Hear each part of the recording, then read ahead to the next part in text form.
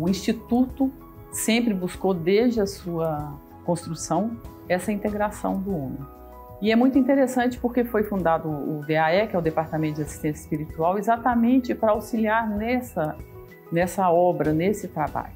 Nós sabemos que a sociedade está muito adoecida, né? E o trabalho intenso que o DAE faz junto ao Instituto, sempre em parceria, é o trabalho de ajudar o nosso paciente a entender como reduzir esse adoecimento. Para o paciente é muito importante, porque é uma coisa que a pessoa precisa, é um diferencial que esse hospital tem.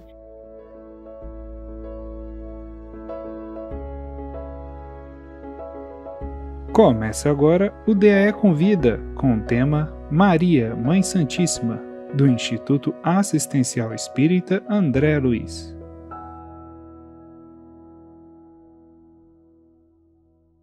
Boa tarde, amigos. Boa noite. Olá a todos que estejam vendo em outros momentos. Nós estamos hoje aqui no DAE Convida. Meu nome é Iranilde Guedes, sou voluntária do DAE. E hoje nós vamos falar um pouco sobre Maria e a sua missão quanto mãe da humanidade. Nós usaremos algumas obras pelo viés cristão e, sobretudo, espírita, que serão citadas e mostradas aqui a posteriori. Nós queremos explicar que esse tema é muito caro a todos nós cristãos. Nós já tivemos um estudo anterior nessa mesma casa, onde falamos das mulheres do Evangelho. Hoje nós falaremos daquela que seria, talvez, né, a principal desse grupo, que é Maria, Mãe Santíssima, ou Mãe da Humanidade, ou Mãe da Cristandade, né? E para começar, nós vamos entender um pouco dessa mulher, né, tão importante, mas pouco estudada pelos evangelistas, pouco citada pelas obras ainda. Certamente nós, no futuro, estudaremos mais essa personagem tão importante, tão fundamental. Conta-nos, então, um espírito, através de um livro psicografado chamado Boa Nova. Humberto de Campos é o autor. Ele conta que, naqueles meados do ano de 33, numa tarde de abril, produzia-se ali uma indelével uma impressão bem suave em torno de Maria, mas seu coração estava angustiado, porque João a chamara às pressas. Seu filho havia sido preso. Um filho jovem, obediente, amável, maravilhoso. E ela então partira com João de Nazaré para a cidade de Roma, para estar junto ao seu filho. E naquela tarde, junto de uma cruz romana, um vulto agoniado então de mulher e mãe, viúva, judia, com seu chale comum daquelas mulheres da época, vê seu filho sendo então conduzido pelas ruas de Jerusalém, preso, açoitado, humilhado e depois crucificado. Aquela mãe que criara aquele ser adorável, a vida inteira acompanhando sua história, sua trajetória agora, chorava de dor diante daquela cena. Passava por Jerusalém, seu filho sendo torturado e os transeuntes escarnecendo daquela mãe que chorava ao seu lado, companheiras também aflitas, mulheres, compartilhando ali a sua dor. Com o pensamento angustioso e torturado, seus olhos fixos no madeiro, aquela mulher, então, percebia as perfídias humanas que houvera, então, prendido seu filho. A ternura materna regredia ao passado, em pensamentos de recordações. Ali estava seu filho bem amado, numa hora extrema, crucificado. Das lembranças do nascimento de Jesus, que fora anunciado pela sua amiga Isabel, quando grávida de João Batista, o precursor. Este vibrara no ventre de Isabel, anunciando que Maria seria a mãe do Salvador, do Redentor, Jesus de Nazaré. As profecias, então, que houveram sido feitas por Simeão, reconhecia que a presença de Deus se tornara incontestável nos melhores momentos e nos instantes mais agudos de sua vida. Era o cumprimento das profecias que os profetas falaram, que João Batista no ventre anunciara e que Simeão no templo também profetizara. Maria relembrava a manjedoura humilde da estalagem simples, onde conseguira ali ter seu filho em Jerusalém. Lembrava também que esse momento natural que uma mãe passava ela, além disso, na humildade de não ter um lugar para ter seu filho em Belém. Aquela estalagem simples tivera companhia de animais.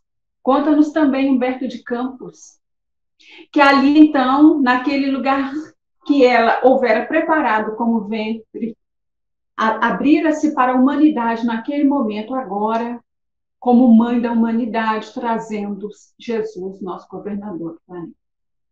Bom, Maria, então, é essa mãe que acompanha esse filho, educa-o e percebe que, desde pequeno, essa criancinha, lá mesmo em Nazaré, onde ela se instala com José, seu marido, um varão, apenas um carpinteiro comum, abria sempre as portas de sua casa a todos os transeuntes que ali passaram, dos malfeitores mal falados da região, àqueles pedintes comuns, às mulheres lavadeiras, às pessoas doentes. Seu filho, desde pequeno, acolhia naquela casa. Isso já mostrava para ela que aquele ser era muito diferente. Apesar de não entender ainda qual a missão fundamental, ela ali aos pés da cruz lembrava todo esse histórico, desde então esse nascimento,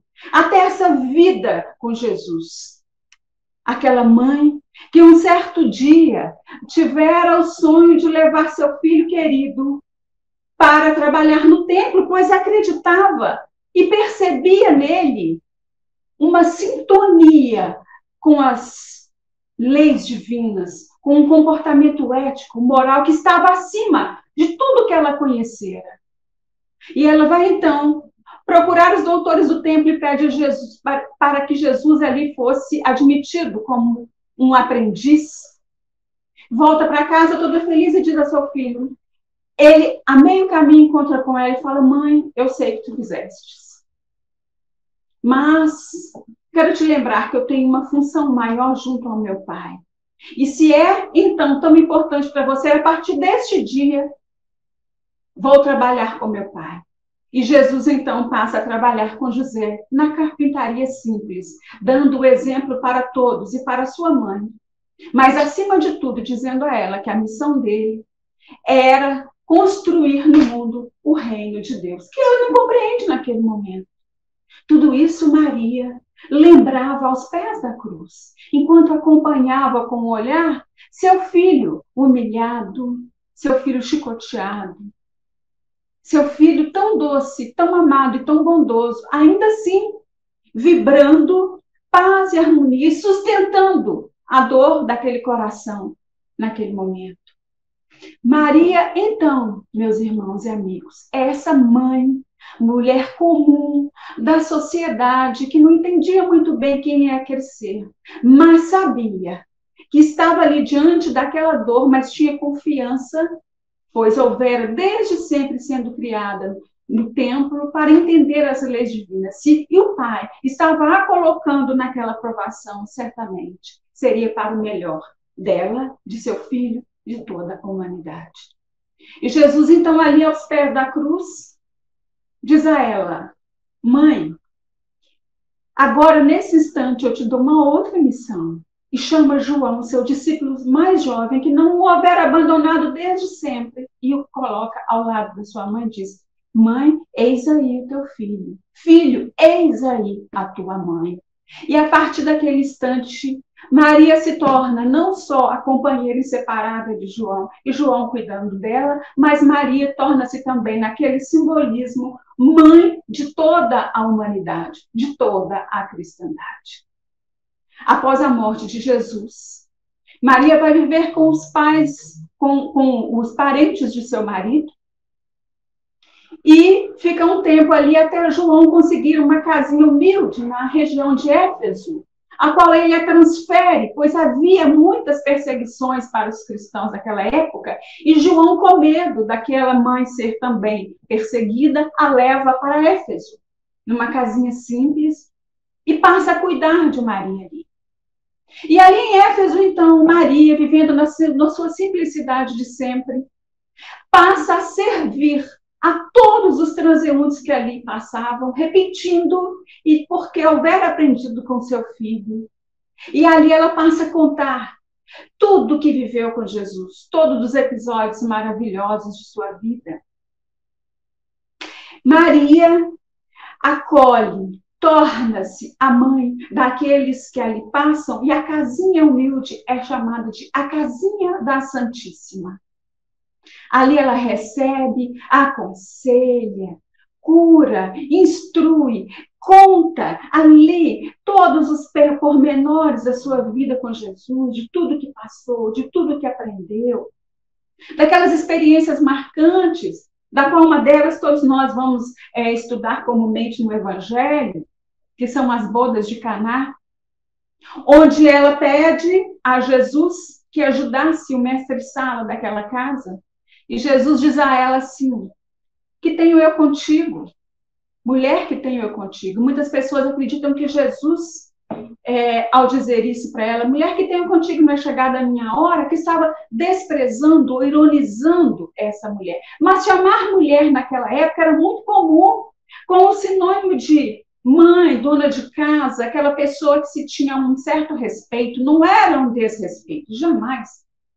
Jesus, ele sempre respeitou as mulheres, as tratou muito diferentemente de todos os tempos, com respeito, com carinho, acolhendo e amparando. Por que então não faria isso com aquela Maria que fora convidada pelo próprio Cristo, governador do planeta Terra, para vir com ele nessa missão e ofertar-lhe um corpo para encarnar entre nós?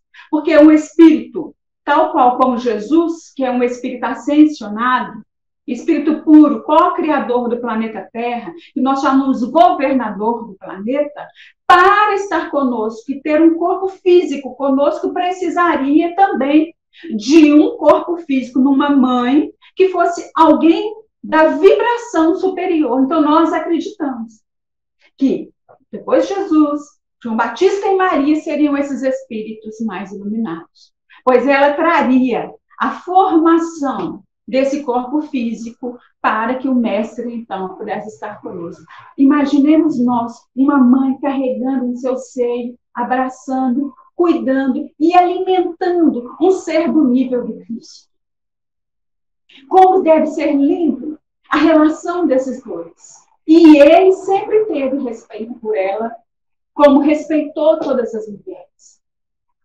É, portanto, dessa mulher, Maria, ou Miriam, ou Mariam, né, que é um nome de origem hebraica, que significa Senhora da Luz, que nós pretendemos refletir um pouco hoje. Quem é essa mulher? O que ela representa?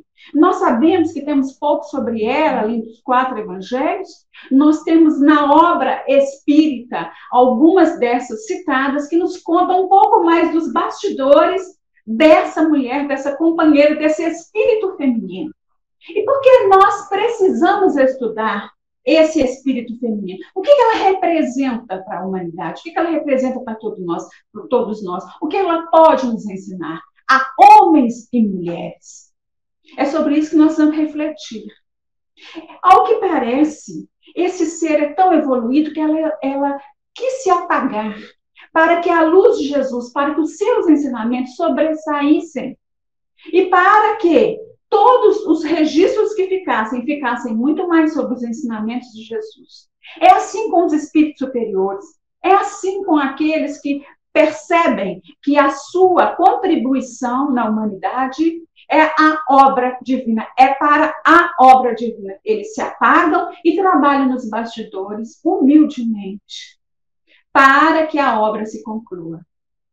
Então, esta mulher, Maria, que havia sido desde sempre que tem um histórico de perdas. Primeiro ela perde os pais, e aos 15 anos é colocada então para ser educada no templo, e ali ela fica trabalhando como costureira, como bordadeira, aprende os afazeres domésticos e aprende inclusive também a cantar e a tocar instrumentos lá no templo. Era de uma beleza ímpar, e vinha, então, sendo criada dessa forma. Até um carpinteiro viúvo chamado José ir ao templo e solicitar-lhe a sua mão para o casamento. Ela passa, então, a ser uma dona de casa. Depois perde o seu marido. E, em seguida, nós vamos ver que depois perde também o seu filho. Então, é alguém que passa por sucessivas perdas, né? Os pais, o marido, o filho amado.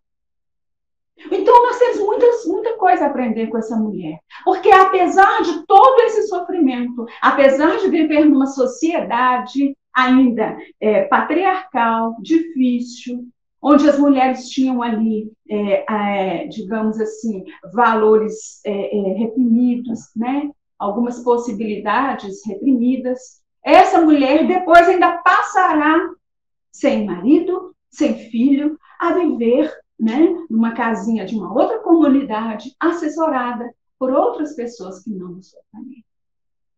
Então, essa mulher resiliente, essa mulher meiga, essa mulher forte, essa mulher iluminada, tem muito a nos ensinar. A ensinar ao feminino, como nós alternamos ora feminino, ora masculino no processo evolutivo para aprender, todos nós, homens e mulheres, temos muito a aprender com esta. Com seu perfil psicológico, com seu perfil de educadora, com seu perfil de mãe, com seu perfil de cumpridora da lei divina no planeta Terra. Essa mulher, então, passa a ser para nós um esteio, passa a ser para nós a mãe da cristandade. Porque ali, na casinha simples de Éfeso, ela passa a receber transeuntes de todos os tipos, contar os ensinamentos do Cristo, dar conselhos, e vinham pessoas de todos os lugares. Ouvi-la, perguntá-la, consultá-la, e João com ela.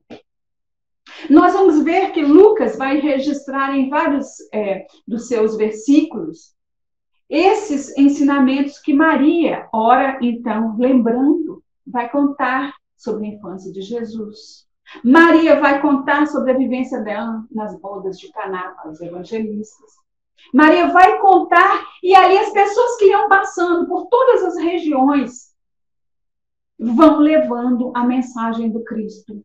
Vão levando o testemunho, não só de uma mãe, mas alguém que foi muito amada e amparada. Maria vive ainda muitos anos, só que você percebe, Jesus tinha um planejamento para isso. Toda a vinda de Jesus conosco vai nos contar um outro historiador, espírito Emmanuel, no livro A Caminho da Luz, que foi toda ela planejada nos mínimos detalhes. Então, certamente, a vida dessa mulher, que viveu mais de 65 anos, que é muito daquela época, né, foi planejada também pelo Cristo, para que esses registros ficassem conosco.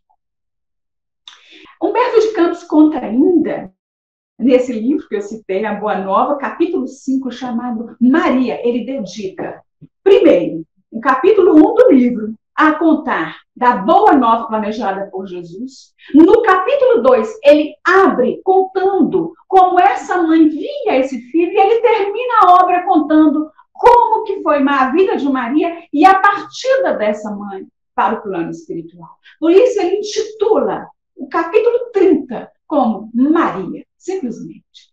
Mas não é qualquer Maria. Esse ficou como um nome conhecido na humanidade, né? Que deu nome a muitas mulheres, porque tem esse significado. quando nós chamamos Maria, é quase que uma súplica quando nós falamos Maria, Mãe Santíssima. Maria, então, vive nessa casinha, passa a ensinar, passa a ser cuidada por João, e chega naquele momento crucial de sua vida, onde estava mais idosa, onde estava ficando mais velha, e ela fica sabendo, então, que os cristãos que seguiam a doutrina do seu filho, que até então não era, né, batizado como cristianismo, eram os ensinamentos de Jesus sobre as leis divinas e o comportamento ético-moral de todo cidadão. Ela fica sabendo que aqueles seguidores de Jesus estavam sendo caçados, mortos, aprisionados. E ela fica muito triste e passa dias orando por essas pessoas encarceradas. E chega um dia, então, já um pouco mais velha, que ela se sente cansada, adoecida, ali só, morando só, naquela casinha. Mas ela vê um ser entrando e ela pensa que é mais um daqueles que vem solicitar o seu auxílio.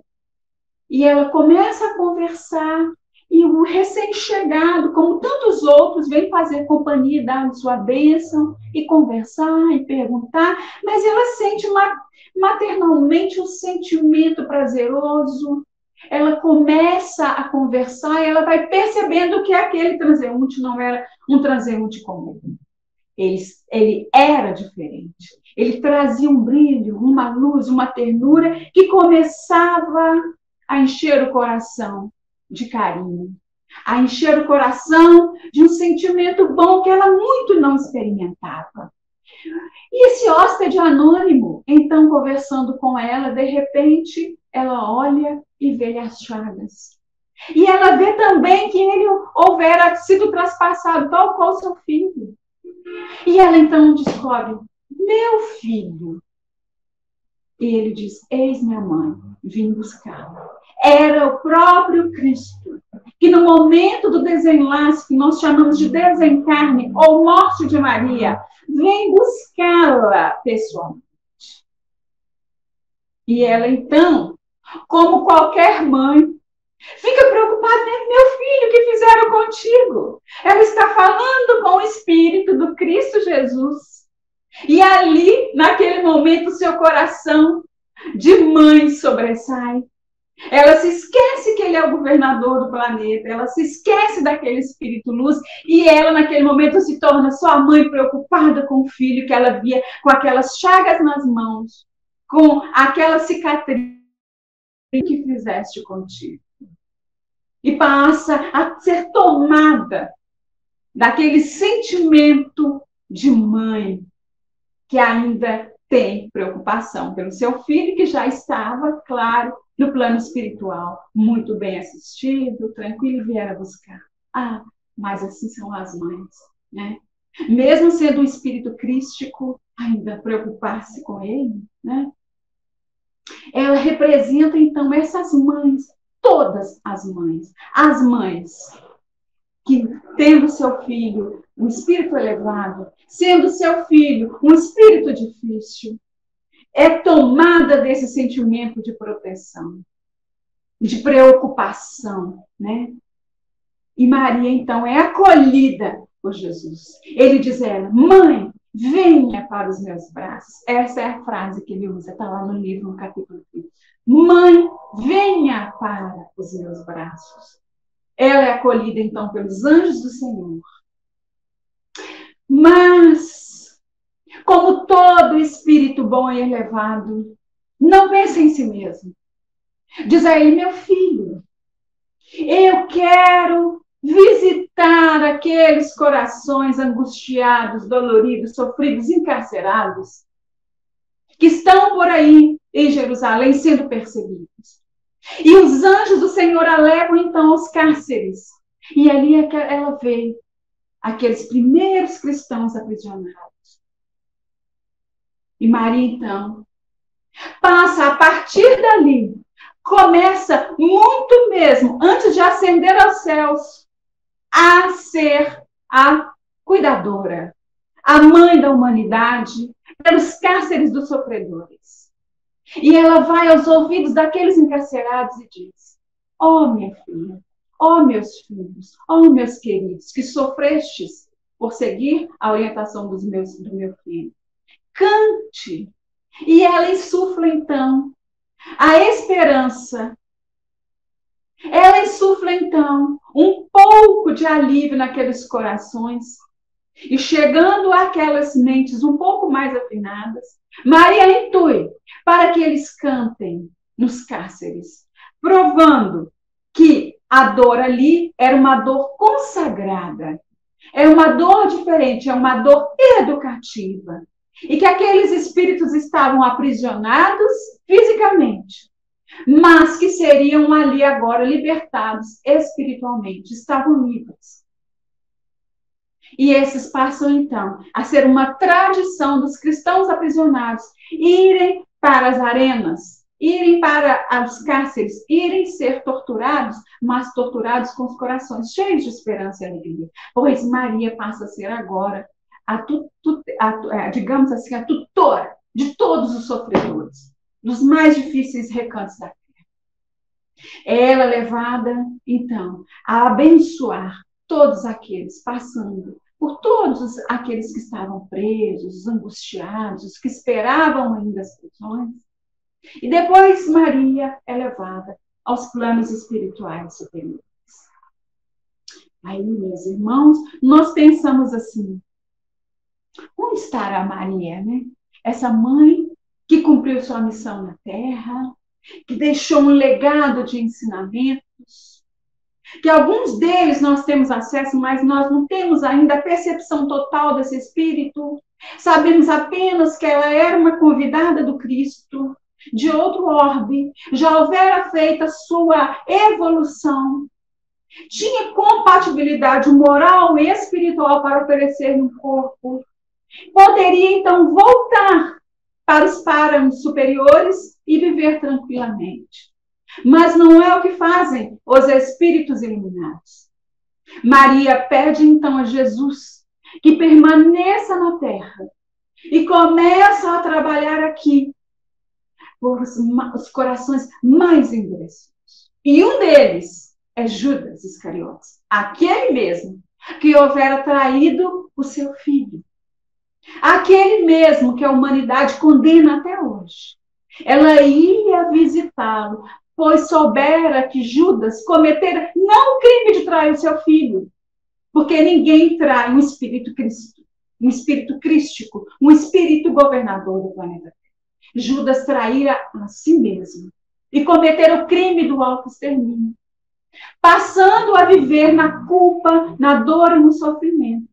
Então Maria, com sua corte de trabalhadores, ia visitá-lo, ia trabalhar com Judas, estimulando-o a se perdoar.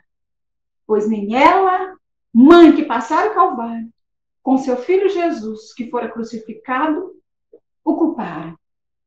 E Maria, então, pede a Jesus para ser ela, coordenadora de uma equipe de trabalhadores no plano espiritual, para socorrer estes irmãos que cometem esse crime, para socorrer os maiores criminosos, muitos deles, aqueles mesmos que estavam rindo, escolhendo Barrabás ao invés de Jesus. Muitos deles, aqueles que houveram açoitado seu filho, que houveram açoitado os cristãos, que houveram perseguido. Maria passa a ser a mãe educadora desses espíritos criminosos, endurecidos, culpados. E passa a trabalhar e a criar um sistema educativo, psicoespiritual, muito bem assessorado por equipe especializada no plano espiritual. Onde está isso? Está numa obra de Ivone Pereira do Amaral. Está também em alguns livros psicografados por Francisco Cândido Xavier, nosso Chico Xavier, algumas obras pelo esse mesmo espírito Humberto de Campos, onde ele, como irmão X agora, conta-nos alguns casos dessa colônia espiritual. A colônia Maria de Nazaré. Ela recebe esses espíritos, treina as equipes espirituais e ela vem socorrer a esses corações. Então, esse é hoje o trabalho de Maria. Dedicar-se a socorrer a todos nós, irmãos encarnados na Terra, irmãos inferiores, irmãos necessitados. Então, quando nós passamos por dificuldades, seja nós mães, sejamos nós filhos, sejamos nós desesperados, angustiados por algum momento, nos lembremos que Mãe Maria Santíssima, assim agora, né, digamos, nomeada, é a mãe da cristandade. É a mãe que socorre as nossas súplicas. É a mãe que está educando aquelas almas no plano espiritual. Trabalha ela com uma equipe especializada de psiquiatras, enfermeiros e socorristas.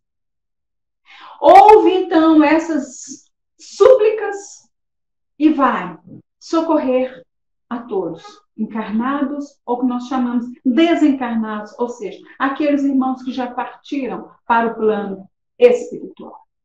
Então, é esta mulher forte, exemplo para todos nós. Por quê? Porque é alguém que apresentou desde sempre na sua vida, né, um programa estabelecido com Jesus e cumpriu. Então ela representa para nós a disciplina, a resiliência, a harmonia, o aconchego, a fraternidade, o amor, uma serva de Jesus. Que ao terminar a sua missão programada, resolve, então, estar conosco para exemplificar e ensinar. Ainda que pouco conhecida, apagada da história, aqueles que fazem algumas pesquisas, que vão a Éfeso, que vão buscar documentações, encontram algum material, encontram sobretudo nos evangelhos, mas os livros de história pouco falam dela. Nós temos um livro interessante que eu também gostaria de mostrar, é um livro jornalístico acerca de Maria, de um jornalista chamado Rodrigo Álvares. Ele fez uma pesquisa morando com um tempo morando fora do Brasil, resolveu fazer uma pesquisa sobre, então, o apagamento dessa figura na história, nos registros históricos. E é de fato. Então, nós, aqui, hoje, nós, cristãos, nós, aqui, cristãos espíritas, fazemos um trabalho de resgate, de entender o que esse espírito, então, tem para nos ensinar, homens e mulheres. Mulheres, né? Como ser aquele espírito psíquico feminino, né?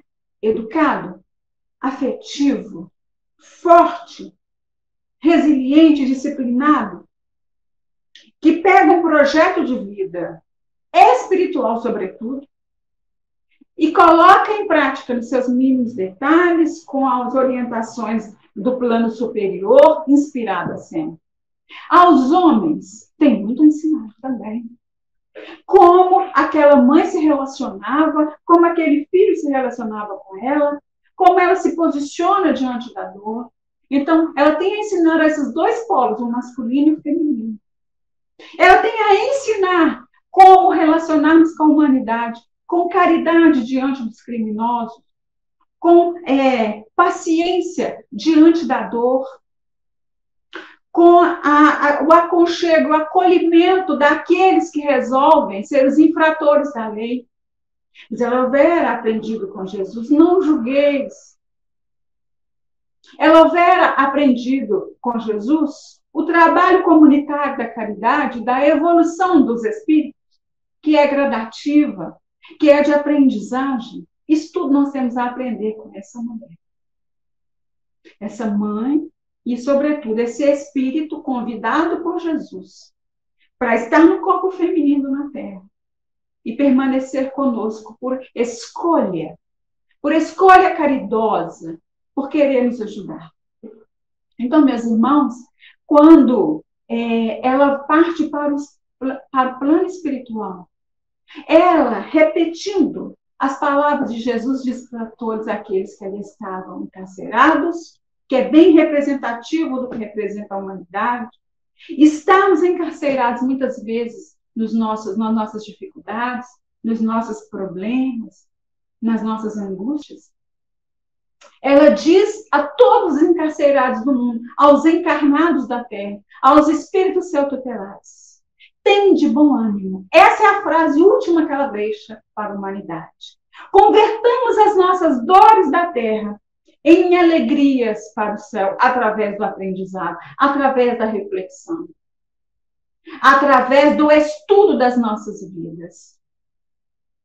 Antes de partir, essa é a fala de Maria: tende bom ânimo. Jesus dissera lá, registrado por João: tende bom ânimo, eu venci o mundo. Maria com ele agora, nesse momento, antes de partir: tende bom ânimo, convertamos as nossas dores na terra em alegrias para o céu. Então, se existe maio, um mês dedicado às reflexões, chamado o mês das mães, é o mês da reflexão do papel psíquico do feminino. O que precisamos aprender nesse papel? O que sairemos daqui, cada um de nós encarnados, levando para o plano espiritual como uma aprendizagem dessa experiência?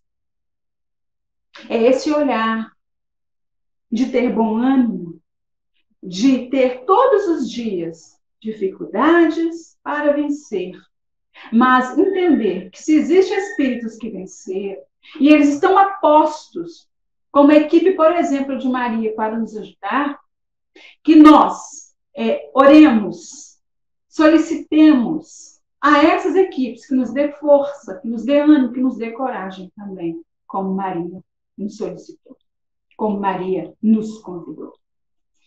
E, em homenagem, então, a Maria Mãe Santíssima, nós fizemos um poema que tornou-se uma música que nós queríamos compartilhar com os irmãos. O poema diz assim: Maria, seu grande exemplo de mulher, se projetou por toda a humanidade, elevando à função sublime a maternidade.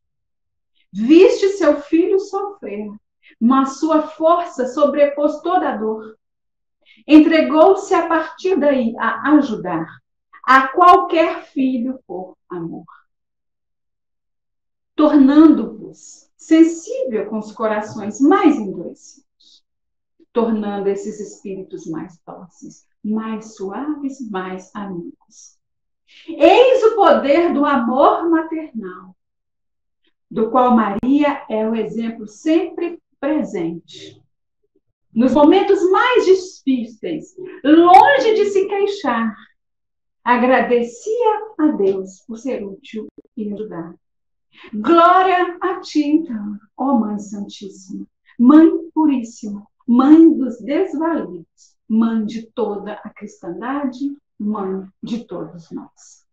Então, meus irmãos, quando nós tivermos dificuldades na vida, sejamos nós pais, sejamos nós enquanto espíritos solitários, desesperados, angustiados, em qualquer momento que passarmos, lembremos que nós temos uma mãezinha que zela por todos nós e que está atuante e trabalhando, apesar de sabermos pouco do seu trabalho, pois é uma trabalhadora anônima e singela. E como todos aqueles da equipe do Cristo, está sempre disponível a consolar os nossos corações. Nas dificuldades, lembremos dela, nossa Mãe Santíssima, Mãe da humanidade, Mãe de todos aqueles que sofrem e aqueles que estão bem e que alegram e também podem agradecer e sintonizar e se disponibilizar para ajudá-la pela paz no mundo. Ela nos convida. Tenhamos bom ânimo. Assim como Jesus e com Maria, também venceremos o mundo, o nosso mundo, as nossas dificuldades. Como Maria desempenhou seu papel de mãe durante a infância de Jesus e qual a importância dessa função? Maria como mãe, né? E qual é a missão das mães em geral, né? As mães em geral são um espírito feminino que se comprometem com o espírito no plano espiritual de conduzir essa alma aqui na Terra para Deus. Com Maria não foi diferente, né?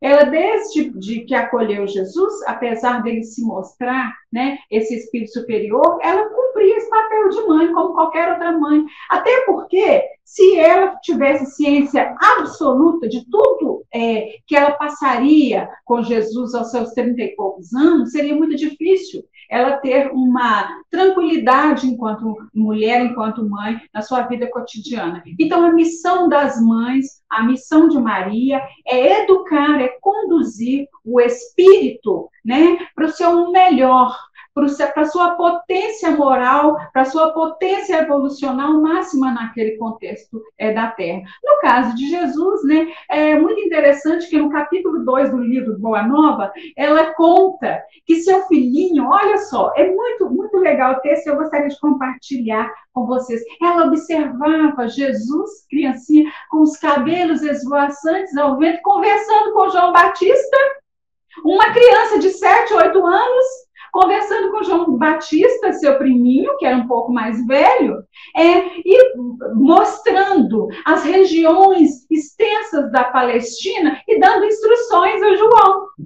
Então, como educar um espírito desse, né? É só não atrapalhar, é estar com ele ao lado ali. E ela se perguntava, então, Maria Isabel, querida, você já observou que nossos filhos, né, são diferentes? Então, às vezes, o papel de mãe é estar ao lado apenas, dando força, conduzindo o nosso melhor até aquele momento que esse espírito se torna independente, maduro e capaz de si. É uma missão ofertada por Deus, né? E das mais importantes, certamente. Como as mães podem se fortalecer durante sua missão materna no exemplo de Maria? Sim, as mães podem se fortalecer, e esse é o intuito até de estudarmos a vida de Maria, porque é uma mãe que passou, né, pela dor de ver um filho torturado, né, apesar de inocente, passar por sofrimentos atrozes. E muitas vezes, nas nossas encarnações como mães, nós vamos experimentar nossos filhos passando pelas suas dores habituais, dos seus desafios, das suas dificuldades, muitos deles, às vezes, através do vício, ou através de alguma dor, ou através de algum insucesso, né? Uma dificuldade qualquer. E nesse momento, o que nós recorremos a esse exemplo, como Maria se comportou, né? Como ela se comportou? Com fé, com resiliência, com paciência, né? Com desejo de entender, né? Que momento é aquele de sua vida e o que Deus espera de nós, né? Espera que estejamos ao lado daquele que sofre. E muitas vezes, às vezes, nosso filho é aquele que vai fazer sofrer. Então, como educador, como mãe, naquele momento, qual que é o nosso papel? Estar ao lado, mas não ser cúmplice quando o nosso filho erra. E quando ele sofrer, estar ao lado e ser aquele esteio, o sustento na fé e na compreensão, né, que aquele momento que estamos vivendo. Muito obrigada a todos, que Maria, Mãe Santíssima, possa abençoá-los, né, trazer a paz e a luz que esse canal propõe a todos nós. Lembrando das obras aqui citadas, nós temos esse aqui, o livro Boa Nova. Tá? É um livro que conta os bastidores da vida de Jesus, por isso ele traz essas informações sobre Maria. Também a obra citada nesse estudo é esse livro que é jornalístico, que faz uma pesquisa sobre a vida de Maria. Muito obrigada, muita paz, um abraço a todos os irmãos. Termina agora o DAE Convida, com o tema Maria, Mãe Santíssima, do Instituto Assistencial Espírita André Luiz. Obrigado e até a próxima.